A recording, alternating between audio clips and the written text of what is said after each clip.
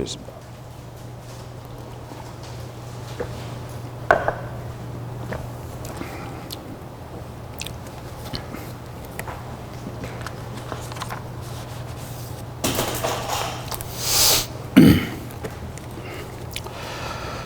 신약성경 274페이지 1절부터 제가 한 절 읽고 여러분 한 절 읽고 하겠습니다. 13절까지 읽겠습니다.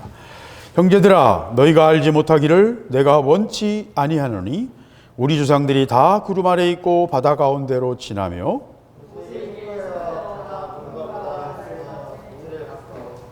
다 같은 신령한 식물을 먹으며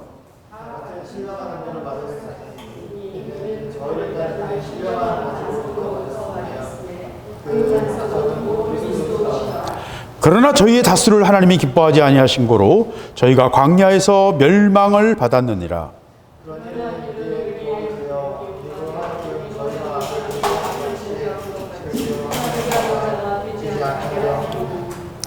저희 중에 어떤 이들과 같이 너희는 우상 숭배하는 자가 되지 말라. 기록된 바 백성이 앉아서 먹고 마시며 일어나서 뛰논다 함과 같으니라.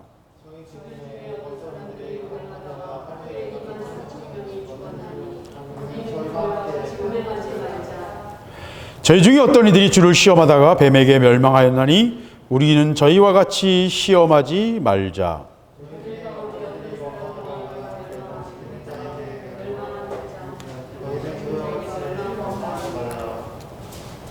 저에게 당한 이런 일이 거울이 되고 또한 말세를 만난 우리의 경계로 기록하였느니라. 사람이 감당할 시험 밖에는 너희에게 당한 것이 없나니 오직 하나님은 미쁘사 너희가 감당치 못할 시험 당함을 허락지 아니하시고 시험 당할 즈음에 또한 피할 길을 내사 너희로 능히 감당하게 하시느니라. 아멘.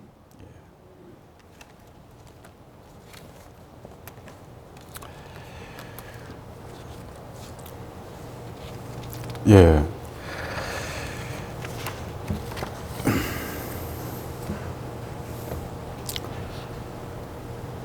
오늘 말씀은 바울이 이스라엘 백성들이 애굽에서 나와서 가나안으로 가는 그 여정에 있었던 광야 생활을 가지고 우리에게 말하고 있습니다. 오늘 본문의 중요함은 성경이 성경을 해석하는 굉장히 중요한 한 기준이 됩니다. 이게 하나의 표준이에요. 성경이 성경을 해석하는데 바울이 구약에 있는 어떤 사건을 신약의 용어로 구름 기둥과 물 가운데서 세례를 받았다. 그 세례가 아니에요. 그죠? 세례가 아니에요. 그죠? 분명히 세례가 아니잖아요. 우리가 볼 때. 근데 바울은 그걸 뭐라고 그래요? 세례라고 그래요. 네. 그러니까 구약을 신약의 말씀을 가지고 구약을 다시 뒤돌아서 보는 거예요. 해석하는 거예요. 예수님도 그러시죠. 모세는 이렇게 말했지만 나는 이렇게 말한다. 그렇다고 모세의 말을 완전히 무시하는 거 아니지만 모세의 말에 대해서, 모세의 율법에 대해서 새롭게 해석하세요. 그러면서 더 살아있게 만드세요. 문자는, 개념은, 인간의 언어는 하나님의 뜻을 온전히 담을 수가 없어요. 제가 계속 말하잖아요. 강아지들은 우리 말을 절대 이해 못해요. 그죠? 그러나 한두 마디는 이해해요. 저희 집 마루는 가자 하는 말을 너무나 잘 알아들어요. 가자 하면 그냥 저 뒤에 있다가 타다다다닥 총알 같이 튀어나와서 문 앞에 딱 서요. 예. 가자는 말은 다 알아들어. 딴 건 다 몰라도 예. 자기가 관심 있는 거 한두 가지는 알아들을 수 있어요. 지금 우리도 그래요. 하나님 나라. 우리 이렇게 똑똑하고 우리가 이렇게 많은 걸 알고 있는데요. 그렇지 않아요, 여러분. 우리 강아지와 우리 사이의 갭보다 하나님과 우리 사이의 갭이 1000만 배 더 커요. 억 배 더 커요. 비교할 수 없는 갭이 있어요. 존재 자체의 차원이 다른 갭이에요. 설명할 수 없는 갭이에요. 강아지와 우리는 DNA가 한 80%, 90% 같아요. 강아지와 우리는요. 예. 그러니까 뭐 얘기할 게 없잖아요. 그러나 하나님과 우리 사이는 그렇지 않습니다. 그렇기 때문에 성경이 성경을 해석할 때 우리가 가진 생각과 그 시대의 사람들이 생각했던 그 개념과 그 시대 사람들이 생각했던 그 개념의 틀이 있어요. 언어가 가지는 본래 틀. 언어가 의미하는 거. 그게 예를 들면 뭐 사랑이라든지 또는 뭐 어떤 불이라든지 법이라든지 뭐 이런 게 그 시대 단어가 있다고요. 근데 그 시대 사람이 생각했던 거하고 지금 우리 생각하는 거또 달라요. 그러나 그 단어를 가지고 우리는 해석하는 거잖아요. 그러면 하나님이 그 사람 모세를 통해서 뭔가 단어를 택하셔서 넣으셨을 때 하나님의 뜻은 어떤 것이었냐는 거예요. 그죠? 모세 시대의 생각, 그 사람들의 생각의 단어의 의미가 있고 지금 우리가 그 단어를 볼 때 또 다르게 해석하는 여러 가지 의미가 붙잖아요. 근데 하나님이 생각하신 단어가 그 의미가 뭐냐는 거예요. 그거 찾는 게 굉장히 어려워요. 바로 그런 이걸 뭐라고 그러냐? 해석하기라는 거예요. 어떻게 해석할 건가? 하나님 말씀을. 근데 성경이 성경을 해석하는 기준을 오늘 바울이 보여주고 있는 거라는 겁니다. 그래서 그게 중요한 하나의 레퍼런스, 어떤 기준이 되는 거예요. 사전에 나온 거는 기준이 되잖아요. 그죠? 사전에 발음기호, 그럼 그 기준이잖아요. 그게 맞는 거잖아요. 우리 이상하게 발음하지만 발음기호 보고 내가 잘못 발음했구나. 악센트가 잘못 있구나. 이게 기준이 되잖아요. 예, 그런 것이 기준이 됩니다. 하나님의 말씀을 구약을 어떻게 해석할 것인가 하는 것에 대한 굉장히 중요한 기준을 오늘 바울이 우리에게 보여줍니다. 그러면서 형제들아 너희가 알지 못하기를 내가 원치 아니하노니 이건 수사학적인 표현이에요. 그러니까 알지 못하기를 원치 않는다. 예? 부정의 부정이죠. 예, 그러니까 헬라 그 시대 그리스 시대의 그 소피스트들 그 시대는요 글을 아주 굉장히 현란하게 썼어요. 그래서 우리 시대에 만약에 글 쓰는 것들을 그 시대 사람들이 본다면 이 무식한 야만인들 그럴 거예요. 왜 우리는 간결하게 썼잖아요. 그 시대는 모든 수식어가 막 붙어요. 중세의 편지들을 보면요 굉장히 의식적이고 수식어가 붙어요. 어느 시대나 자기들이 멋있는 글씨, 멋있는 틀을 가지고 있어요. 동양에서는 한시를 가지고 한자를 가지고 나름대로 대꾸를 맞추고 운을 맞추고 하면서 멋있는 어떤 그 글, 우리가 볼 때 유치한 것 같은데 그들은 그걸 멋으로 생각한 거예요. 그 당시에도 마찬가지입니다. 자기들의 어떤 기준을 가지고 이렇게 생각을 해요. 그러면서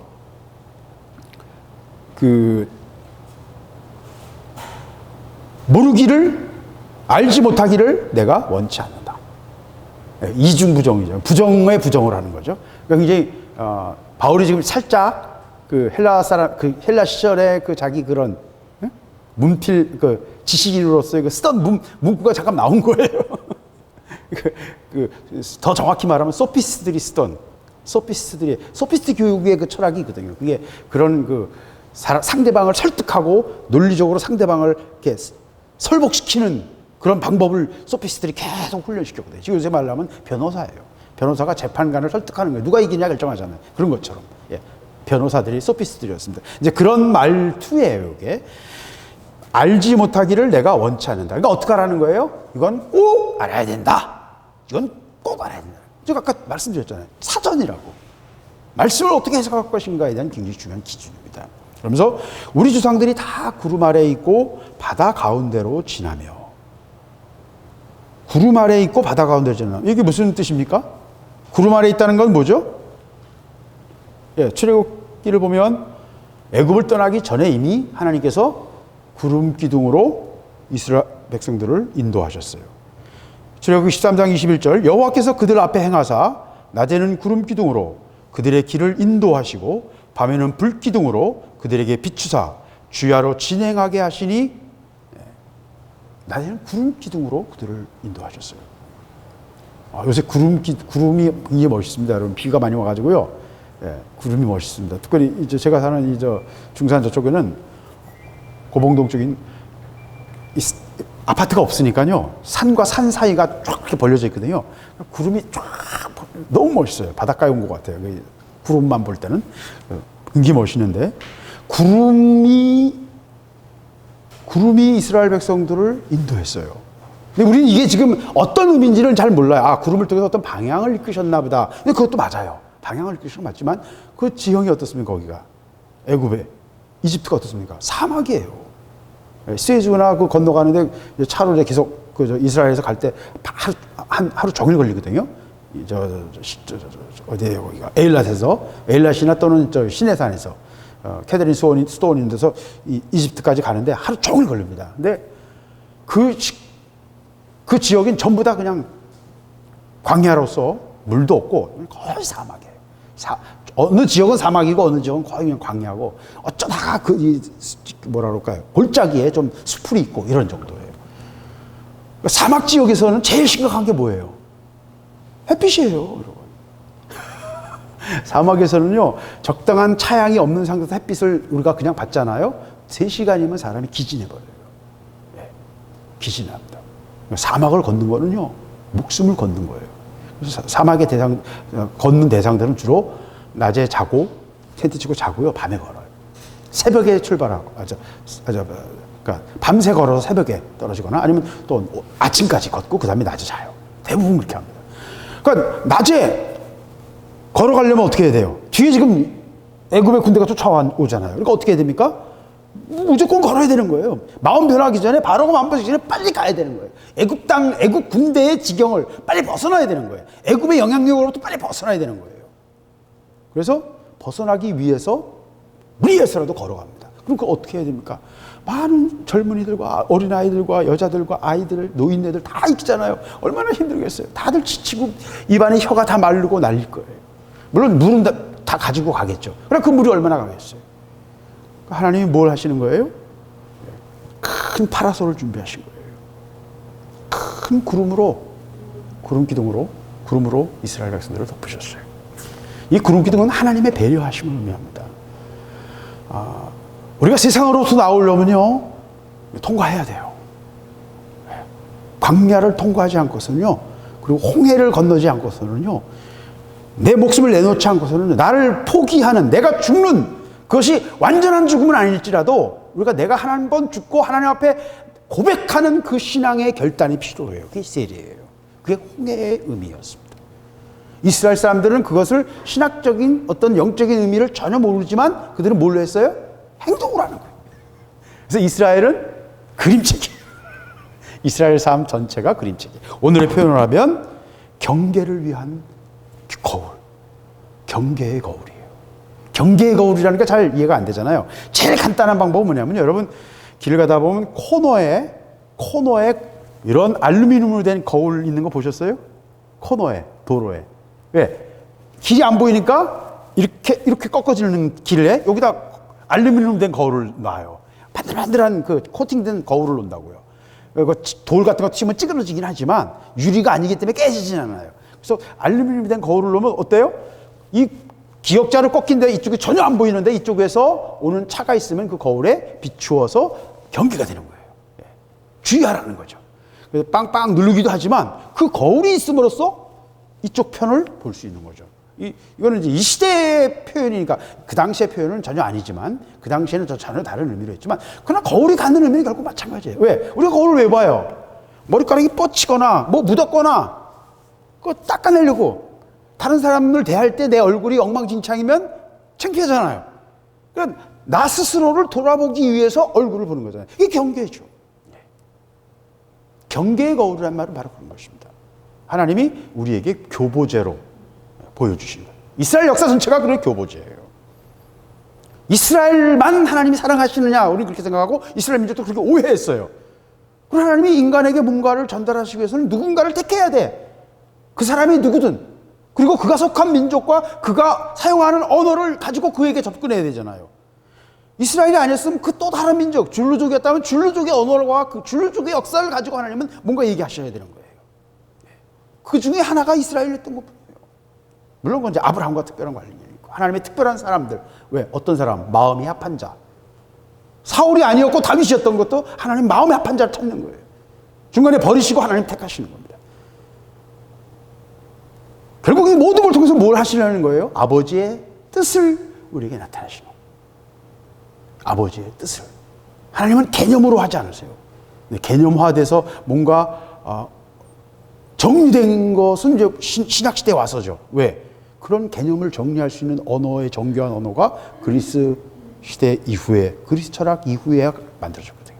그 전에는 그 개념을 넣을 수가 없었어요. 왜? 그런 언어 자체가 존재하지 않았거든요. 지금도 하나님의 놀라운 영광과 그분의 은혜와 그 모든 것들을 인간의 언어로 설명할 수가 없어요. 흔적만 갖고 설명하는 거예요. 흔적만 가지고. 그건 하나님만이 아니라 존재 자체도 마찬가지예요.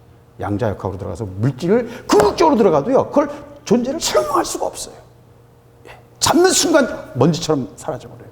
절대로 우리는 그것을 정확히 잡을 수가 없어요. 원자를 정확히 볼 수가 없어요. 그건 모든 존재도 마찬가지고 하나님도 마찬가지입니다. 그래서 인간의 언어로 그것을 이해할 수 없기 때문에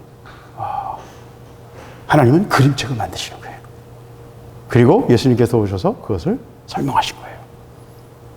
그리고 그 모든 것을 어디에다가? 예수의 이름 속에 넣으셨어요. 이스라엘 백성들은 모세가 한 행동을 자기들의 조상으로부터 전승해서 계속 교육받음으로 그 말씀을 들었다면, 우리 신학 시대에 와서는 예수 그리스도를 통해서는 자기 민족의 역사가 아니라 민족을 초월한 한 사람, 한 인격 예수 그리스도를 우리에게 주셨고, 그 이름을 주셨고, 그 이름 속에 하나님의 모든 은혜를 넣으셨어요. 그 이름으로 성령의 역사가 나타나고요, 그가 하신 말씀을 통해서 하나님의 뜻을 이해할 수 있게 되고요, 하나님의 모든 세계를 그를 통해서 우리에게 열어주셨어요. 그리고 그가 스스로 대가를 지불하시고 십자가에서 죽으심으로 우리를 구원하셨고, 부활하심으로 우리의 첫 열매가 되셨어요. 우리의 모델이 되신 거예요. 성경은 아주 매우 구체적이고 현실적인 이야기들입니다. 그것이 우리가 그것을 정확하게 볼 의식이나 능력이 좀 부족한 거예요. 예수 그리스도라는 한 인격 속에 그 모든 것이 들어있는 것입니다. 근데 그것을 들어가기 전에 뭘 하셨어요? 똑같은 그림자를 이스라엘 민족 속에서 그림책으로 이미 그리셨어요. 3,500년 전 사람들 수준에 맞게 그 시대의 언어와 인간이 깨친 만큼을 가지고 함무라비 법전의 그 개념, 수메르의 언어, 그건 정확히는 아카디, 고바벨론인데 아카드 언어로 그 시대의 언어와 그 시대의 개념으로 담을 수 있는 만큼 담으신 거예요. 2학년짜리에게는 2학년짜리만큼, 유치원 아이에게는 유치원 아이가 이해할 수 있는 만큼 담잖아요. 개념을. 그렇잖아요? 교육할 때. 더하기든 빼기든 역사든. 그렇죠? 예, 모두 다 똑같습니다. 예. 바벨론 포로 이후에 영적인 세계에 대한 묘사가 나올 수 있었어요. 그 전까지는 그런 단어 자체가 없었어요. 이걸 여러분이 좀 이해하셔야 돼요. 그래서 모세에게 통해서 하나님이 뭔가를 하셨다는 거예요. 이스라엘 민족을 이끌어내면서 그것을 하나님께서 볼 때 뭐라고요? 세례라고 보시는 것입니다. 네. 그럼 바울이 뭔가 억지로 해석한 겁니까? 아니요, 전혀 그렇지 않습니다. 모세를 통해서 세상과 그들이 종로로 타던 애국과 단절됐어요. 쫓아오던 세력이 어떻게 해요? 홍해에 딱 수장돼 버렸어요. 쫓아올 수가 없는 거예요. 세상이 우리는 더 이상 쫓아올 수가 없어요. 그런데도 우리는 어떻게 해요? 광야에서 세상을 그리워하고 세상으로 돌아가려고 하고 원망과 불평과 온갖 것들을 하면서 하나님 앞에서 불평하니까 어떻게 돼요? 결국 다 죽임 당한다는 겁니다. 오늘 얘기는 그 얘기예요. 구원받은 다음에 하나님을 향해 나가고 이 약속의 땅으로 들어갈 수 있는 은혜의, 요단을 건너 가나안 땅으로 들어갈 수 있는 은혜의 기회가 우리에게 주어졌는데, 그것에 온전하게 순종하지 못할 때, 많은 문제에 걸릴 때 우리가 그 속으로 들어가지 못하는 것을 보여주면서, 그것이 우리 삶 속에서 우리 신앙생활 그대로를 이미 보여주고 있는 것이다 라고 사도 바울이 우리에게 설명을 하는 것입니다. 그래서 이스라엘 역사는 뭐예요? 우리 신앙에 대한 그림책이에요. 대체적으로 성공한 것보다는 실패한 게 더 많죠. 가끔 성공한 사람들이 있지만, 믿음으로 승리한 사람들, 다윗이 믿음으로 물맷돌을 돌려 골리앗을 잡는 것처럼 정말 놀라운 승리의 순간도 있지만 대부분 실패의 순간들이 너무 많죠. 반면교사가 너무 많죠. 그 중에 가장 완전한 모델이 예수 그리스도라는 것입니다. 그분이 하나님의 아들로서 우리에게 오셔서 하나님의 뜻을 우리에게 나타내셨고, 자기 것을 찾지 않고 구하지 않고 온전하게 하나님의 뜻을 찾아서 순종하며 그의 뜻을, 그의 말씀을 전하며 그가 원하시는 뜻을 마지막 순간까지도 원하지 않았지만 본인은 가능하면 이 잔을 내게서 지나가게 해주세요 라고 기도하셨지만 결국은 그 순종하셨어요. 그 모습이 우리가 해야 될, 우리가 따라가야 될 모습이라는 것입니다. 지금 바울도 똑같은 얘기를 하고 있는 거예요. 2절, 모세에게 속하여 다 구름과 바다에서 세례를 받고. 그래서 이 그림은요, 이중적이에요. 신약과 구약, 옛사람과 새사람. 모세는 이렇게 말했지만 나는 이렇게 말한다. 율법과 복음. 율법을 주셨던 궁극적인 이유는 우리가 죄인임을 알게 하기 위해서다라고 바울은 새롭게 해석을 하죠. 이스라엘 민족은 그게 전부인데, 그 율법을 통해서 우리가 죄인인 걸 알게 하고 하나님 앞에 손들게 하기 위해서 율법을 주신 거라는 거예요. 왜? 율법엔 구원의 방법이 없거든요. 인간은 그것을 율법을 지킴으로 구원받을 능력이 인간에게 없거든요. 우리 다 약하잖아요. 그죠? 말씀 못 지키잖아요. 우리는 구원받을 가능성이 없어요. 그건 정말 그렇습니다. 제가 지난주에 얘기했습니다만 이 세상은 정확하게 심은 대로 거둬요. 그런데 심은 대로 거두지 않는 게 뭐예요? 은혜예요. 위에서 부시는 것. 그래서 그걸 뭐라고 그래요? 오늘 말씀에서는 신령한 양식, 신령한 식물, 신령한 음료라고 말합니다. 이 땅에서 나온 게 아니고 심은 것도 아니야. 내가 찾은 것도 아니야. 내가 구한 것도, 구하긴 구했죠. 내가 찾은 것도 아니고 내가 판 우물도 아니에요. 우물을 파기 위해서는 엄청난 노력을 들여서 몇십 메타를 파야 돼요. 그래서 족장들이나 우물을 팠던 거예요.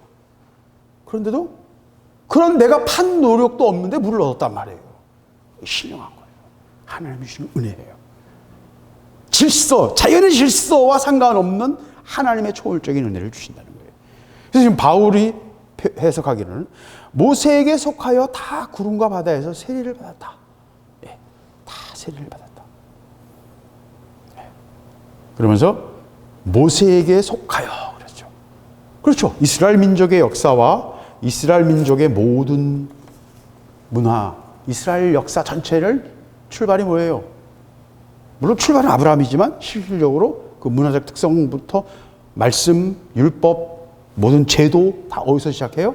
모세의 율법에서 시작하잖아요. 모세가 시내에서 하나님께서부터 받은 그 말씀으로부터 두 개의 돌판으로부터 시작하는 것입니다. 예. 이건 뭘 말합니까? 예. 권위를 말합니다. 하나님 나라는요, 영적 권위가 굉장히 중요합니다. 모세에게 속했어요. 하나님은요, 그 한 사람, 그걸 설명하려면 복잡한데 아주 단순해요. 여러분, 전쟁하면 뭘 세워요? 장군을 세우죠. 왜 한 사람에게 장군을 세울까요? 여러 사람이면 좋잖아요. 한 사람 실수해도 또 다른 사람이 할 수 있잖아요. 근데 왜 한 사람에게 세워요? 두 사람이 싸우면 의견이 다르면 어떡할 거예요? 권위란 마지막 의견을 내는 사람이에요. 그 의견을 낼 때 모두가 다 고개 숙여야 되는 사람이에요. 마지막 결정을 하는 사람이에요. 집안의 가장이 마지막 결정을 하고요. 대통령이 마지막 결정을 하잖아요. 학교의 이론 교장 선생님이 마지막 결정을 하잖아요. 예. 권위란 마지막 결정을 하는 사람입니다. 전쟁터에서는요, 제일 중요한 게 리더십이에요. 지휘관이 판단 착오 하나만으로도 싹 몰살할 수 있고요. 지휘관의 명령을 병사들이 또는 중간 지휘관들이 제대로 이해하지 못하고 제대로 수행하지 못해도 엄청난 피해를 볼 수 있어요. 예. 리더십이 군대의 생명이에요. 아무리 장비가 좋아도요, 그 장비가 아무런 의미가 없어요. 명령이. 지휘관의 명령이에요. 전쟁은 다 뭘 통해서 이루어져요? 장군들의. 징기스칸이 2천만 제곱킬로미터의 땅을 다 실제로는 수십만의 징기스칸의 병사들이지만 누가 그거를 다 통합하고 이끌고 갔어요? 징기스칸이라는 한 젊은 청년의, 젊은 사람은 아닌데 40대였죠. 족장의 리더십이었어요. 그래서 권위란 영적인 권위는 굉장히 중요해요. 하나님 나라, 이 영적 세계, 하나님 나라의 그 믿음의 세계에서 영적 권위는 굉장히 중요합니다. 근데 이것은 그냥 우우 한다고 되는 이 얘기가 아니에요. 내가 그냥 권위를 인정합니다라는 걸 갖고 되는 게 아니고요. 우리를 다루시는 하나님의 다루심에 순종하는 거예요. 사람에게 순종하는 게 아니고요. 그 안에 역사하시는 성령의 역사하심에 순종하는 거예요. 사람에 순종하면 사람의 종이 됩니다, 여러분. 권위는 사람을 보고 머리를 숙이는 게 아니에요. 그 속에 역사하시는 하나님과 하나님이 그에게 부으신 은혜를 두려워하는 거예요. 다윗이 사울에게 기름 부음을 두려워했어요. 사울의 잘남이나 사울의 세력을 두려워한 게 아니에요. 사울에게 하나님이 기름 부으셨기 때문에 그 안에 거룩함이 있다는 거예요. 그래서 내가 손을 못 대겠다. 무섭다는 거예요. 왜? 그는 하나님을 알았어요. 권위란 그런 것입니다. 어쨌든 하나님은 권위로 다루세요. 장군으로 그들을 집단을 보시듯이 아무리 작은 어떤 조직이라도 그 권위를 항상 다루세요. 그러나 각자는 개개인이 한 사람 한 사람이 자기 삶에 책임을 지지만 항상 우리는 권위 아래 있는 겁니다. 그래서 모세에게 속했다. 이거 하나로도 굉장히 많은 영적인 원리가 이 속에 숨어 있어요, 사실은. 권위를 이해하는 것은요, 영적인 세계에서 이거는 단순히 말 잘 들으라는 말이 아니에요. 권위를 이해하는 것, 권위를 깨닫는 것, 권위에 대해서 다루어지는 것은 영적인 세계에 굉장히 중요한 하나의 과목이에요. 고시에, 고등고시, 요새는 고시가 없죠. 옛날에 고등고시에 보면 헌법, 민법, 그러면서 뭐가 제일 어렵다, 어떤 게 굉장히 어떻다, 이제 그런 걸 제 주위에 이제 고시하는 애들, 친구들이 좀 있었거든요. 그래서 그런 게 맨날 그런 얘기를 해요. 근데 그런 경향이 있는 것처럼 영적인 면에서도 권위를 놓치면 하나님께서 통과하고 앞으로 나아가기 어렵다는 겁니다. 권위에 대해서 깊이 눈을 봐야 돼요. 하나님의 가르침을 받아야 됩니다. 말씀 속에서 깨닫게 하시고 하나님이 다루셔야 돼요. 권위는 사람에게 고개 숙이는 게 아니라는 걸 여러분 늘 기억하십시오. 하나님, 그 안에 역사하시는 하나님을 보라는 것이죠. 그래서 모세에게 속하여, 모세도 마찬가지 아닙니까? 그죠? 모세가 두려운 거는 모세가 잘났기 때문이에요? 아니요. 모세는 말도 못하는 40년 동안 양만 치던 양치기고요. 말주변도 없고요. 대대한 사람이었어요. 왜? 잘 나가던 왕자였다가 40년간 처박혀가지고 말도 잘 못하는 사람이었다고요. 그러나 하나님이 그와 함께 하시니까 사람들이 그를 두려워하는 것입니다. 하나님이 그의 말을 붙잡아 주시니까 두려워하시는 거예요. 그와 함께 하시는 하나님 때문에 모세가 된 거예요. 지금 역사까지 몇천 년 동안의 역사 속에서 모세와 같이 하나님과 대면한 자가 누가 있습니까? 그죠? 모세 되면 뭐예요? 모세와의 하나님과의 관계예요. 그것이 권위의 본질이에요. 하나님과의 친숙함, 하나님과의 만남, 하나님과의 더 깊은 교제로 들어감, 거기서부터 권위가 시작되는 것입니다.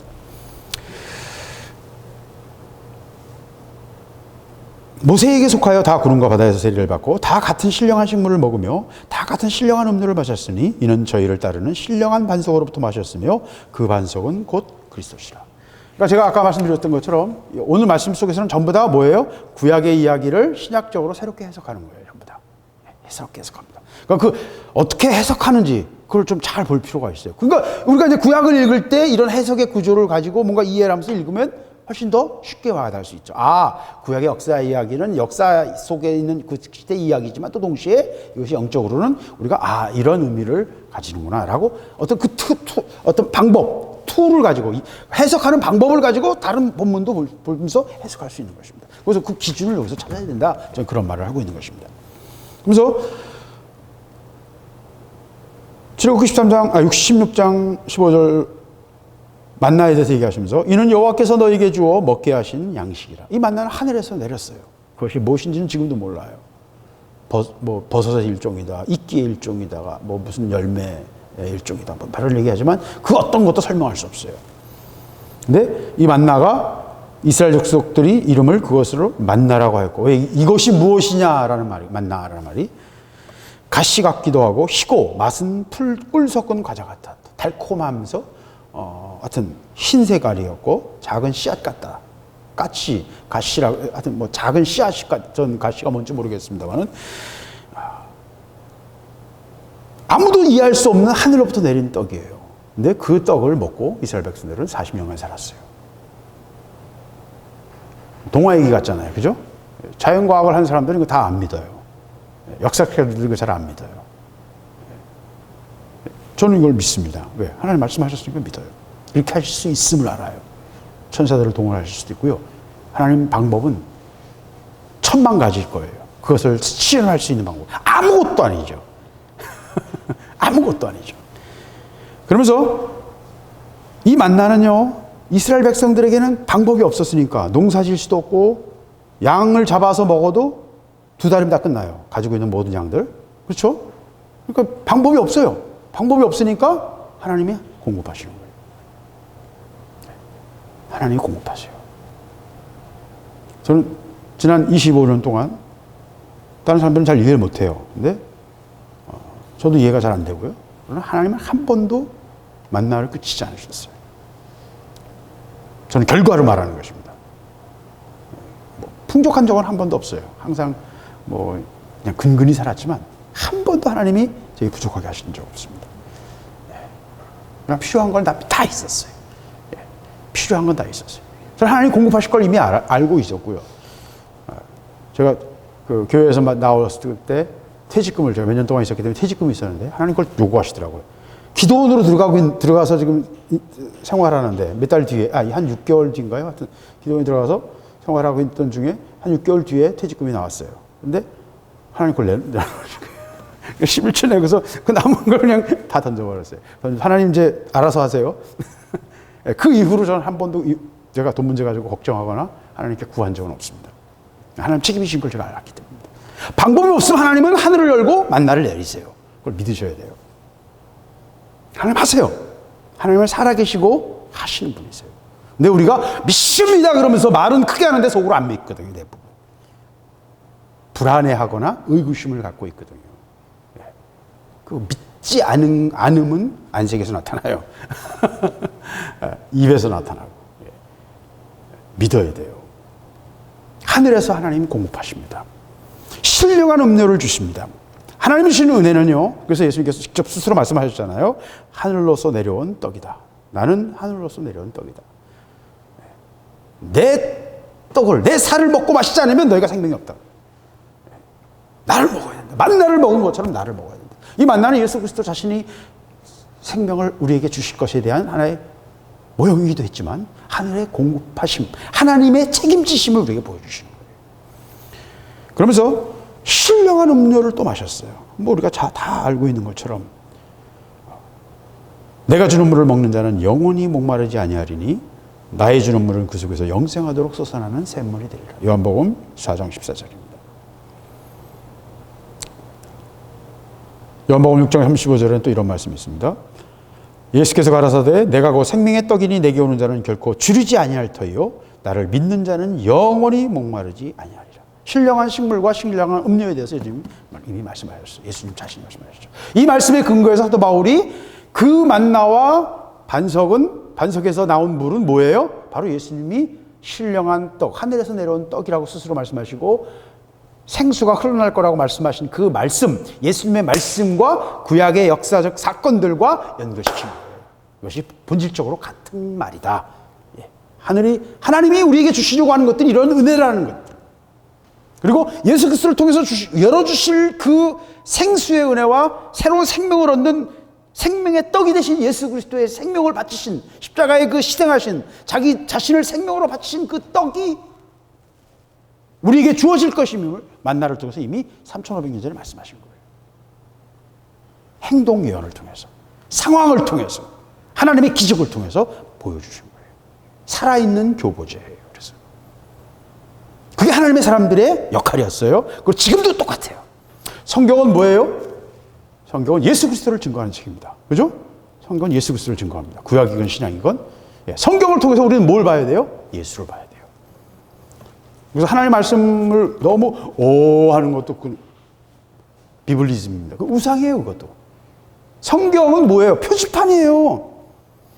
표지판 앞에 서 있으면 우리가 거기 가냐고요. 표지판에 이쪽으로 가면 동구청으로 갑니다. 저 앞에 가면 있어요. 근데 표지판에 앞에 서 있으면 표지판으로 가냐고요. 그 동구청까지 가냐고요. 그죠? 표지판 앞에 서 있으면 안 돼요. 표지판이 가르쳐주는 방향으로 걸어가야 되는 거예요. 삶을 살아야 되는 거지. 표지판 앞에 서 있는 게 믿음이 아니라니까요. 우리가 그게 착각이에요. 신령한 식물을 먹고 신령한 음료를 마셔서 저를 따르는 신령한 반석으로부터 마셨음에 그 반석은 곧 그리스도시라. 그 반석은 베드로가 반석이었지만 그 반석은 원래 원조 반석은 누구예요? 그 반석이 깨지서 지팡이를 쳤을 때 반석이 깨져가지고 물이 나오듯이 반석이 깨치며 물이 나오듯이 예수 그리스도께서 우리를 위해 생명을 자기 자신을 깨뜨리며 우리에게 생명의 근원이 되시는 생명의 원천이 되신 거예요. 그를 통해서 우리가 생명을 얻게 되었다는 거예요. 그 사건 자체가 예수 그리스도를 우리에게 보여주시는 하나의 예표였다는 것입니다. 자, 그러나 저희의 다수를 하나님이 기뻐하지 아니하신 거로 그런 일은 우리의 거울이 되어 저희로 하여금 우리로 하여금 저희가 악을 즐겨한 것 같이 즐겨하는 자가 되지 않게 하려 함이니. 아까도 말씀드린 것처럼 홍해를 통과한 이스라엘 백성들이 다 죽고 두 사람만 요단강을 건널 수 있었습니다. 두 사람만 가나안 땅에 들어갈 수 있었습니다. 왜 그렇습니까? 하나님이 기뻐하시지 않았기 때문입니다. 하나님은요, 이 시대는 우리가 마지막 시대라고 하면서 휴거에 대해서 막 굉장히 관심들이 많죠. 그죠? 말세에 고난받는 거, 여러 가지 많은 얘기를 합니다. 저는 말씀 위에 그냥 그대로 서 있으면 돼요. 근데 중요한 거는 하나님이 기뻐하시는 자를 하나님 들어가십니다. 하나님 마음에 합한 자를 들어가요. 그죠? 뭘 해야 되거나 어떤 원칙을 지켜야 되거나 어떤 새로운 교리를 따라야 되는 게 아니고 하나님 마음이 아픈 자를 보시고, 하나님 우리 중심을 보시거든요. 예. 내가 뭘 해야 되는 게 아니고요. 중심을 보세요. 우리 자신이 얼마나 빚어졌는가를 보십니다.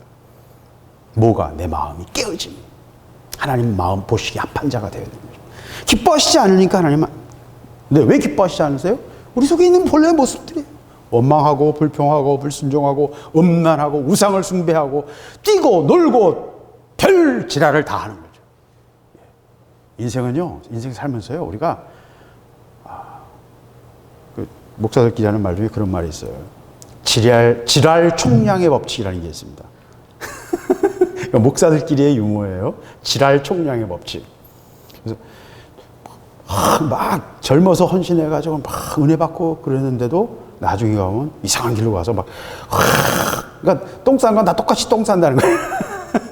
똥의 질이 다를 뿐이지 장로가 돼서 또는 목사가 돼서 더 이상한 똥을 싸는 것 뿐이지 결국 지랄 총량은 똑같다고. 죄인인 건 다 똑같다는 거죠. 예.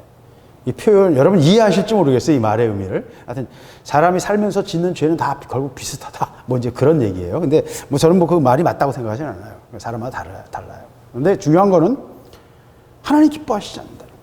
우리는 다 그놈이 그놈이거든요. 우리의 기질과 우리의 약점과 그걸 마귀가 너무나 잘 알기 때문에 또 마귀와의 싸움에서 우리가 이렇게 잘 이기지 못합니다. 그러나 또 은혜로 우리가 이기고 나가는 거예요. 그래서 한 사람이 변화되고요, 생각을 바꾸고요, 예수를 믿는 거는 기적이에요. 제 주위의 친구들 40년째 얘기해도 생각 하나 안 바뀌는 사람들이 많아요.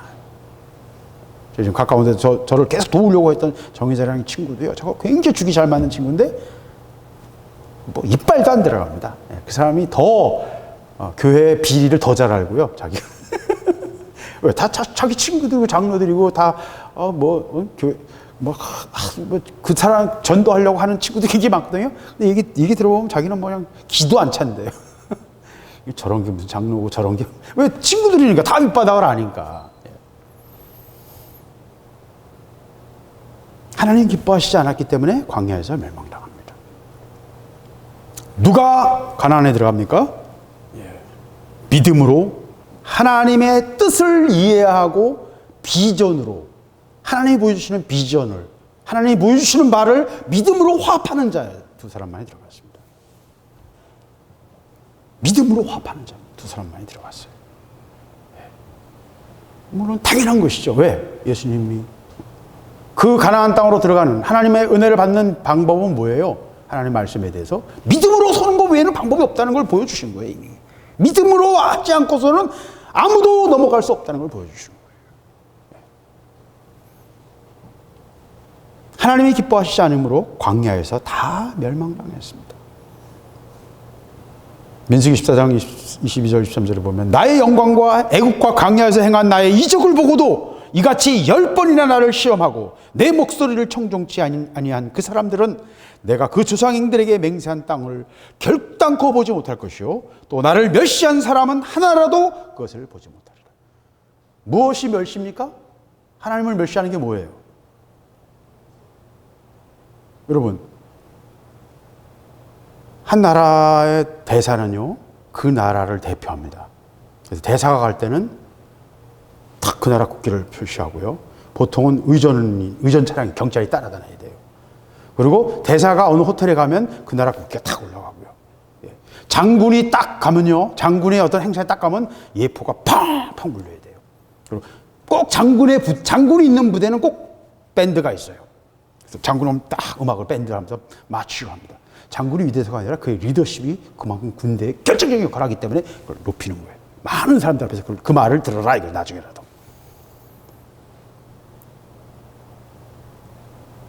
멸시한다는 말은 그 대사가 한 나라를 대표하는데 그 대사에게 외교적인 의전을 제대로 하지 않으면 그 멸시당하는 거죠. 그죠? 장군인데 장군에게 합당한 장군에게 해야 될 걸 하지 않으면 멸시하는 거예요. 하나님께 돌려야 될 합당한 영광을 돌리지 않으면 그 멸시하는 겁니다. 하나님께 드려야 될 감사를 합당하게 드리지 않으면 멸시하는 겁니다. 하나님이 받으셔야 될 것들을 우리가 무시하는 것들을 그 멸시하는 거예요. 이스라엘 백성들은 그 엄청난 기적을 보고도 그들이 변하지 않았어요. 그리고 그 엄청난 영광을, 하나님의 영광을, 왜? 신의 산에서 막 그 하나님의 임재하심을 봤잖아요. 그것보다 어떻게 더 큰 증거가 있을 수 있겠어요? 그러나 그들의 타락한 성품은 변하지 않아요. 네, 변화되지 않아요. 이게 하나님의 딜레마였던 거예요. 이스라엘 백성 전체를 통해서 몇 천 년의 역사를 통해서 그들은 변하지 않고요. 스스로는 하나님 말씀을 주어도 스스로는 그 말씀을 따라 구원받을 하나님의 기준에 마음의 합한 자가 될 수 없다는 거예요. 누구만 통과했어요? 두 사람. 믿음으로 보여주신 것들을 바라보고 믿음으로 그 하나님의 능력을 신뢰한 여호수아와 갈렙 두 사람만이 통과한 거예요. 하나님 말씀에 대해 믿음이 있어야만 통과할 수 있는 거예요. 우리에게 보여주시는 큰 그림인 것입니다. 그걸 지금 6절에 다시 설명하는 거예요. 이런 일은 우리에게 거울이 되어 우리로 하여금 저희가 악을 즐겨한 것까지 즐겨하는 자가 되지 않게 하라. 거울이 교보제예요. 교보제를 통해서 배우는 거예요. 아이들이 책을 통해서 배우잖아요. 그죠? 이렇게 하면 안 되고, 이렇게 친구하고 사이좋게 지내고, 차가 있는 데서 조심해야 되고, 먹을 건 조심해야 되고, 뭐 그림책을 통해서 다 배우잖아요. 그런 것처럼. 배워야 할 것, 알아야 할 것, 유치원에서 배워야 될 게 인생에 굉장히 중요한 것들이에요. 제일 중요한 것들이에요. 그거 놓치면 근본적으로 사람이 틀려지는 거예요. 유치원에서 배운 걸 안 지키는 사람은요, 사람이 틀린 사람이에요, 그 사람은. 그죠? 예. 안전을 못 지키고, 자기 안전을 못 지키고, 다른 사람 무시하게 되고요. 예. 유치원에서 배운 것이 그 사람의 인생을 결정한다니까요. 그 시기에, 유치원이라는 말은 그 시기를 말하는 겁니다.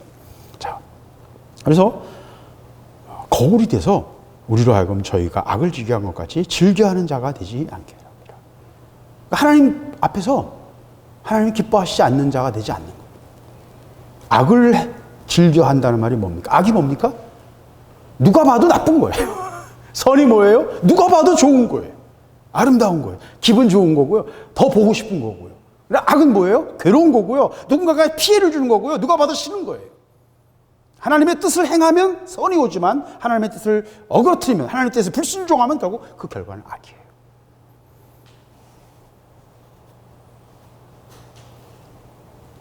인간이 건드리는 것들이 맨 처음에 선인 줄 알았어. 다 원자력이든 유전자 조작이든. 근데 여러분, 유전자 조작을 잘못해서 지금 코로나에 우리가 지금 이렇게 지금 전 세계가 전전긍긍하고 있는 겁니다. 그래서 제가 안타까운 소식을 전하면 코로나는 퇴치가 불가능할 것 같습니다. WHO가 그런 얘기를 하는데 퇴치가 불가능할 것 같다. 코로나 이전으로 돌아갈 수 없을 것 같다는 얘기가 WHO의 얘기예요. 왜 그러냐면, 먼저 말씀드리면 코로나 자체는 유전자 조작을 바이러스에다가 한 거예요. 인간이 잘못 건드렸어요. 그래서 회복할 수 없는 걸 건드린 거예요. 건드리면 안 되는 걸 건드린 거예요. 중국은 그걸 무기로 쓰려고 코로나 바이러스를 만들다가 그 유출되면서 전 세계가 지금 퍼진 겁니다. 그런데 현재까지 연구된 바로는 코로나 항체가 3개월 이상 못 가요. 코로나에 걸렸어요, 젊은 사람이. 그래서 면역 체계가 생겨서 나았어. 근데 그 항체가 현재까지 지금 연구해 보니까, 계속 실험을 해 보니까 3개월이 못 가는 거예요. 그러니까 백신을 맞아도 효과가 3개월은 못 간다는 거예요. 근데 더 무서운 거는 그 3개월 동안 코로나는 한 5바퀴를 돌아요, 제주를. 변이가 계속 이루어지는 거예요. 그래서 지금 변이가 너무 빨리 계속, 그 RNA 바이러스의 특징이거든요. 그러다가 어떤 지가 막 제주 넘다가 잘못해서 늪에 빠져서 팍 죽어버리는 수가 있어요. 표현의 비유예요. 그렇게 되면 하나님이 그런 걸 베푸시면 또 모르겠으나, 하여튼 변이가 막 이상한 방향으로 가서 확 없어질 수 있어요. 근데 그건 이제 뭐 모르는 일이고, 중요한 거는 지금 현재 RNA 바이러스는 너무 빨리 변이하기 때문에 백신이 절대로 못 따라갑니다. 그리고 백신이 나와도 그것이 3개월 이상 못 가요. 계속 전이되기 때문에. 이것이 현재까지는 거의 뭐 확실하고요. 두 번째는, 전에도 여러 번 말씀드렸지만, 한번 걸리면 폐가 섬유화되고 지나친 자가면역 반응으로 간장이나 콩팥을 파괴해서 치명상을 입힙니다. 그리고 특별히 뇌에도, 최근에도 연구 결과는 뇌에 영향을 미치는 것 같아요. 뇌에 영향을 미쳐서 환각이나 광기적인 어떤 광증이 조금씩 나타날 수 있다는 거예요. 지금 그런 증상이 계속 나오고 있어요. 스페인 독감 때도 1918년도에 그 끝나고 나서 뇌염 비슷한 이상한 뇌 질환이 유행했어요. 그리고 그 뇌 질환이 수만 명이 걸렸는데 대부분 후유증, 현대 기술로 와서 보니까 후유증이었던 거예요. 그 중에 유명한 사람이 히틀러예요. 히틀러의 광기가 그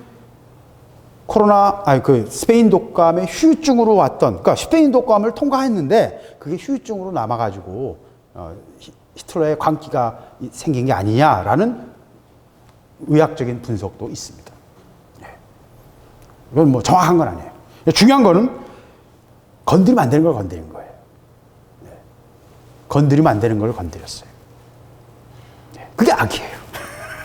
다른 게 악이 아니에요. 결과가 나빠요. 어쨌든 결과가 이상한 거예요. 건드리면 안 되는 걸 건드린 거예요. 왜?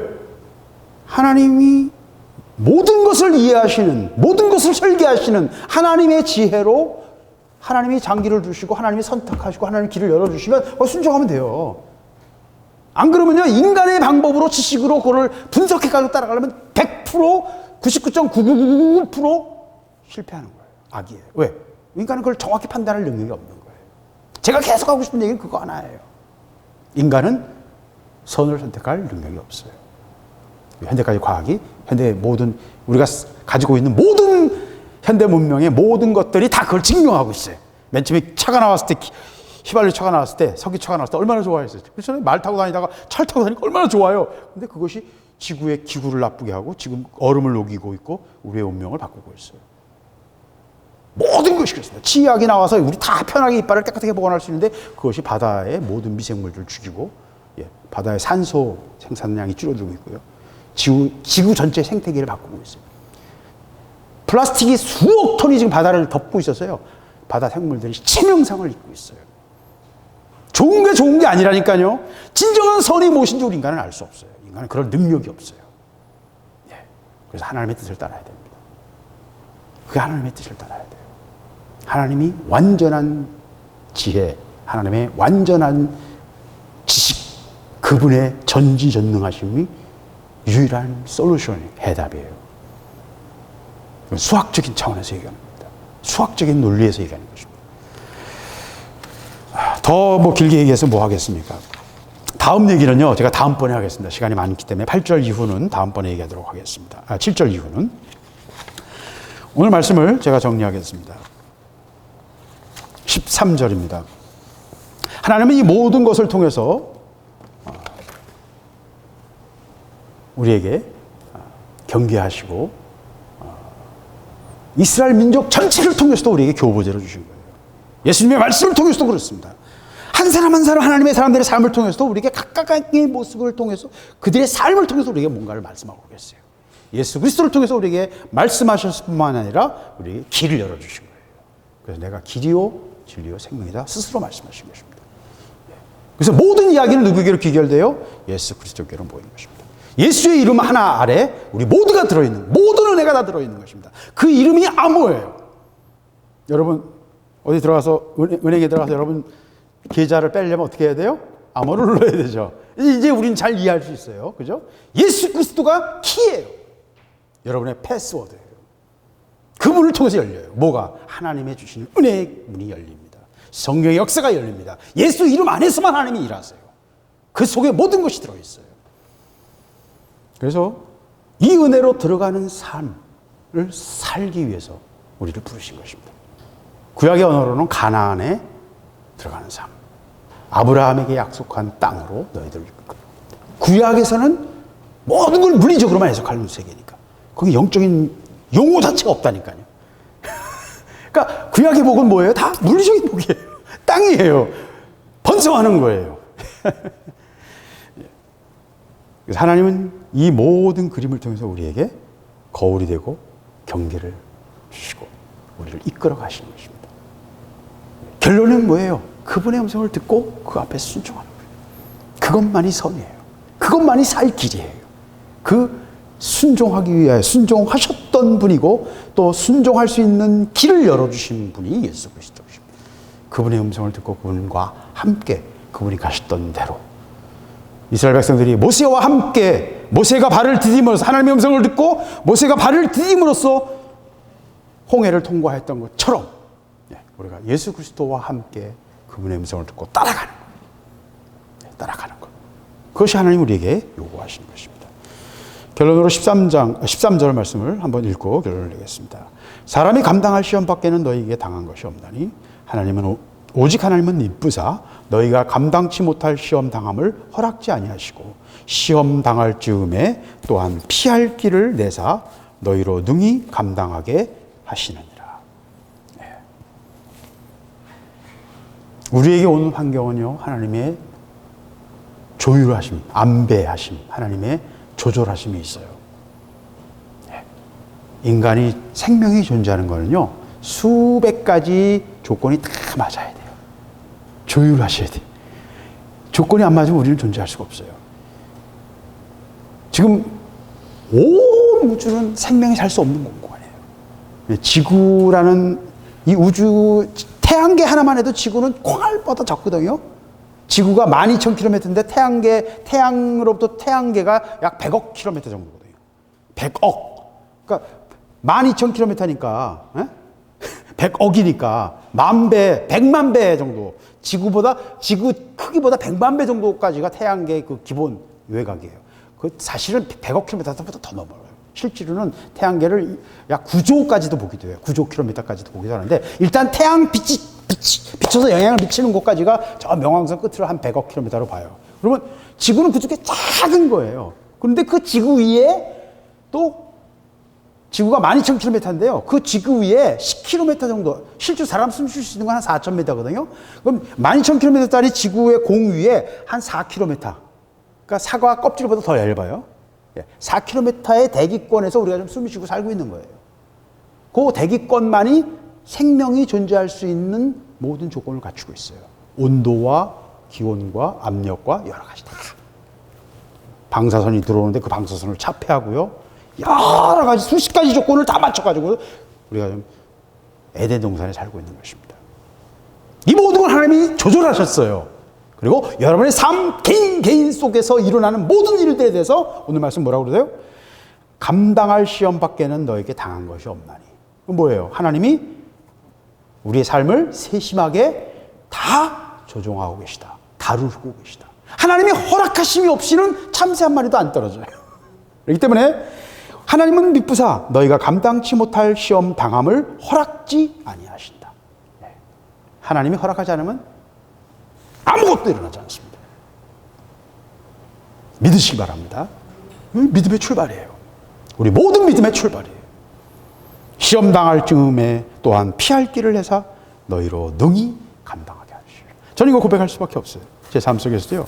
어떤 큰 문제가 올 때마다 하나님은 먼저 경고하셨어요. 나는 대부분 무시하다가 정면으로 들이받은 거예요. 아까 말한 것처럼 차가 오는 걸 보여주는데도 그거 게을리하고 그거 안 보고 그냥 확 가다가 팍 하는 그런 꼴인 거예요. 하나님은 항상 경고하세요. 말씀하세요. 꿈을 통해서든지 뭘 통해서든지 하나님 말씀하세요. 종들을 통해서든지 어떤 방법으로 하나님 말씀하세요. 시험 당할 즈음에 경고하시거나 돕는 손길을 주시거나 문제가 생긴 다음에도 하나님 돕는 손길을 허락하시고요. 피할 길을 내셔요. 살 길을 열어주세요. 왜? 우리 아버지시거든요. 여러분을 사랑하시기 때문입니다.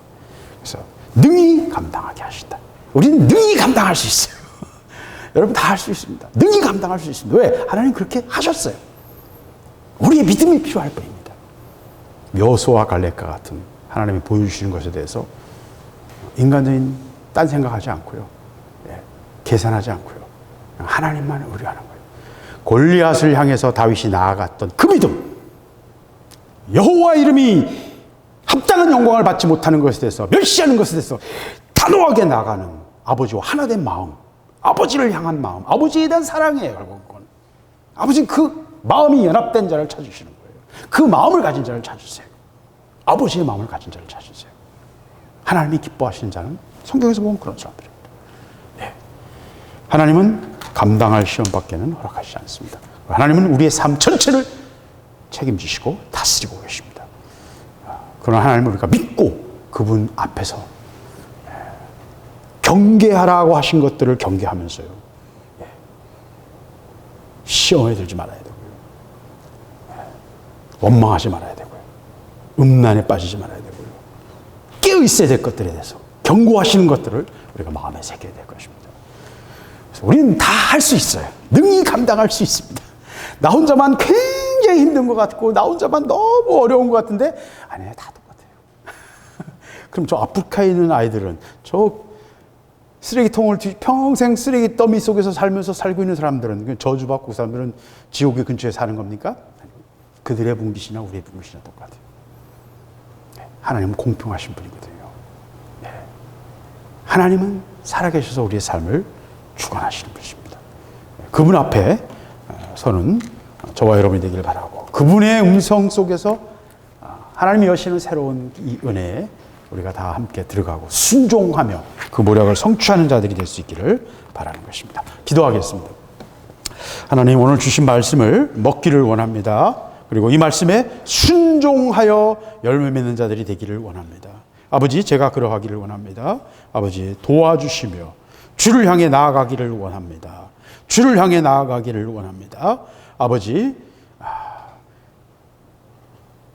홍해를 통과하여 광야를 통과하여 요단으로 넘어가며, 아버지, 믿음의 눈으로 우리가 요단을 넘어가며 우리의 육을 벗고 정말 믿음에 승리하는 삶, 영적 싸움에 늘 승리하며 가나안을 정복하는 마귀의 대적을 밟으며 승리하는, 아버지, 하나님의 사람들로서 승리하는 삶을 살아갈 수 있도록 우리에게 은혜를 베풀어 주시옵소서. 아버지, 정말 패배는 이제 지겹습니다. 아버지, 지는 거 너무 재미없습니다. 아버지, 자기 자신을 쳐서 복종시키며 이 영적 싸움에서 우리가 늘 깨어 능히 감당하는 하나님의 사람들로 서기를 원합니다. 저희들을 이끌어 주시고 경고하시며 경계하시는 하나님의 음성을 우리가 귀 기울여 들으며 아버지의 은혜 가운데 서기를 원하며, 아버지, 영적 권위 위에 우리가 참 서기를 원하며 배우기를 원하며 다스림 받기를 원하며 우리 모두가 온전한 하나님의 사람들로 마귀와 싸워 이기는 능숙한 장군들로, 장수들로, 군인들로 설 수 있도록 우리를 빚어 주시옵소서. 주께서 함께 하시기를 원합니다. 은혜 베푸시기를 원합니다. 주여, 한 주간 동안도 이 교회와 모든 성도들을 지키시고 주의 종을 지키시며, 아버지, 이 온역 속에서 저희들을 지키셨고 이 교회를 덮으시기를 원합니다. 보호하시기를 원합니다. 주여, 저희들과 함께하여 주시고 주의 길로 인도하여 주시옵소서. 믿음의 눈으로 주님을 바라보며 믿음으로 선포하며 주님 승리하기를 원합니다. 모든 것을 주님께 맡깁니다. 예수 그리스도의 이름으로 기도드렸습니다. 아멘. 감사합니다. 아버지, 감사합니다. 아버지, 감사합니다.